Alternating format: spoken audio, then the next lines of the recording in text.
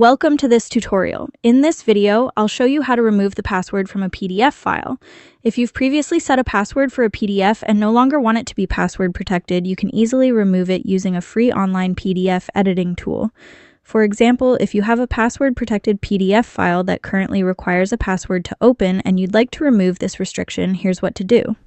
First, open any web browser of your choice. In the search bar, type I love PDF and access the website.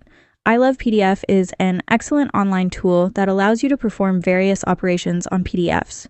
Once you're on the site, scroll down and locate the Unlock PDF option. Click on it to proceed. Next, upload the PDF file from which you want to remove the password.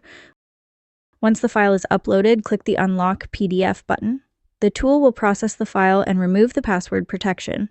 After processing, you'll be provided with a download link. Download the updated PDF and open it. You'll notice that the file no longer requires a password to access its content. And that's it. You've successfully removed the password from your PDF file. If you found this video helpful, please like, comment, and share it. Don't forget to subscribe to our channel for more tutorials. Thank you for watching and have a great day.